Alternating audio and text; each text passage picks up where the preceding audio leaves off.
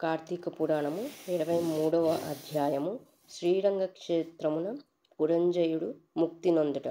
అగస్త్యుడు మడల అత్రి మహర్షిని గాంచి, ఓ మునిపుంగవ, విజయమందిన పురంజయుడు ఏమి చేసినో వివరింపుమని అడగగా అత్రి మహాముని ఇట్లు చెప్పిరి. కుంభ సంభవ, పురంజయుడు కార్తీక వ్రతాచరణ ప్రభావమున అసమాన బలోపేతుడై అగ్నిశేషము శత్రుశేషము ఉండకూడదని తెలిసి తన శత్రురాజులన్నింటినీ ఓడించి నిరాటంకంగా తన రాజ్యము ఏలుచుండెను. తన యొక్క విష్ణుభక్తి ప్రభావము వలన గొప్ప పరాక్రమవంతుడు, పవిత్రుడు, సత్యదీక్షా తత్పరుడు, నిత్యానదాత, భక్త ప్రియవాది, తేజోవంతుడు, వేదాంగవేత్తయై ఉండెను. మరియు అనేక శత్రువులను జయించి దిశలా తన అఖండ కీర్తిని ప్రసరింపచేసెను. శత్రువులకు సింహస్వప్నమై విష్ణు సేవాదురంధరుడై కార్తీక వ్రత ప్రభావమున కోటికి పడగెత్తి అరిషడ్వర్గములను కూడా జయించిన వాడై ఉండెను. ఇన్ని ఏళ అతడిప్పుడు విష్ణు భక్తాగ్రేసరుడు, సదాచార సత్పురుషులలో ఉత్తముడై రాణించుచుండెను. అయినను తనకు తృప్తి లేదు. ఏ దేశమున, ఏ కాలమున, ఏ క్షేత్రమున ఏ విధముగా శ్రీహరిని పూజించిన కృతార్థుడగుదునా అని విచారించుచుండగా ఒకనాడొకడు అశరీరవాణి, పురంజయ, కావేరీ తీరమున శ్రీరంగ క్షేత్రమున్నది. దానిని 2వ వైకుంఠమని పిలిచెదరు. నీవచటకేగి శ్రీరంగనాథ స్వామిని అర్చింపుము. నీవీ సంసార సాగరమును దాటి మోక్ష ప్రాప్తి నొందుదు అని పలికెను.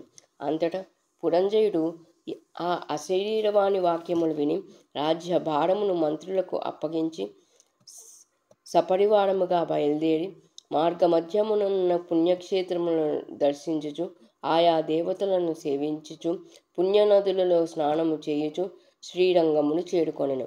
అక్కడ కావేరీ నది 2 పాయలై ప్రవహించుచుండగా మధ్యనున్న శ్రీరంగనాథాలయమున శేషశయ్యపై పవలించుచున్న శ్రీరంగనాథుని గాంచి పరవశించి చేతులు జోడించి, దామోదర, గోవింద, గోపాల, హరే కృష్ణ, వాసుదేవ, అనంత, అచ్యుత, ముకుంద, పురాణ పురుష, హృషికేశ, ద్రౌపదీమాన సంరక్షక, దీనజన భక్త పోష, ప్రహ్లాద వరద, గరుడధ్వజ, కరివరద, పాహిమాం పాహిమాం, రక్షమాం రక్షమాం, దాసోహం పరమాత్మ దాసోహం అని విష్ణు స్తోత్రమును పఠించి కార్తీక మాసమంతయు శ్రీరంగమునందే తదుపరి సపరివారముగా అయోధ్యకు బయలుదేరను.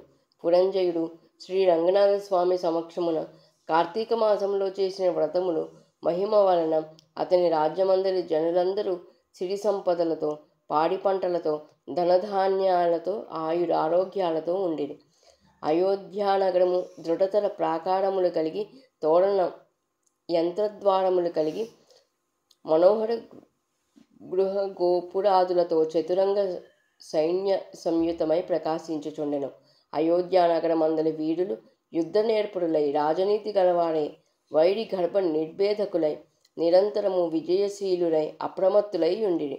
ఆ నగరమందలి అంగనామనులు, హంస గజ గామినులు, పద్మపత్రాయతలోచనులై, విపుల శోణితము, విశాల కటిత్వము, సూక్ష్మ మృదుత్వము, మధ్యత్వము, సింహకుచ పీనత్వము కలిపి రూపవతులనియు, శీలవతులనియు, గుణవంతులనియు ఖ్యాతి కలిగి ఉండరు.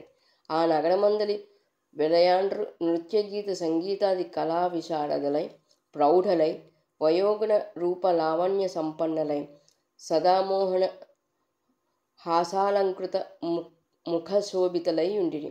ఆ పట్టణ కులాంగనలు పతి శుశ్రూషాపరాయణలై, సద్గుణాలంకార భూషితులై, చిద్విలాస హాసోల్లాస పులకాంకిత శరీరులై ఉండిరి. పురంజయుడు శ్రీరంగక్షేత్రమున కార్తీక మాస వ్రతమాచరించి సతీ సమేతుడై ఇంటికి సుఖముగా చేరెను. పురంజయుని రాకను విని పౌరజనాదులు మంగళవాద్య తూర్య ధ్వనులతో ఎదురేగి నగర ప్రదక్షిణ చేసి నిజాంతఃపురమున ప్రవేశపెట్టిరి. అతడు ధర్మాభిలాష అయి దైవభక్తి పరాయణుడై రాజ్యపాలన మొనర్చును. కొంతకాలము గడిపి వృద్ధాప్యము వచ్చుటచే ఐహిక వాంఛలను వదులుకొని తన కుమారునికి రాజ్యభారమును అప్పగించి పట్టాభిషిక్తుని చేసి తాను వానప్రస్థాశ్రము స్వీకరించి అరణ్యమునకేగెను. అతడు ఆ వానప్రస్థాశ్రమందు కూడా ఏటేటా విధి విధానముగా కార్తీక వ్రతం ఆచరించుచు క్రమక్రమముగా శరీరముడగుటచే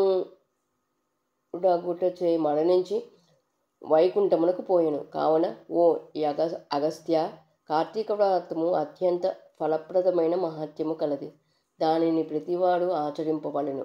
ఈ కథ చదివిన వారికి, చదివినప్పుడు వినువారికి కూడా వైకుంఠ ప్రాప్తి కలుగును. త్రయోవింశాధ్యాయము 23వ రోజు పారాయణము సమాప్తము.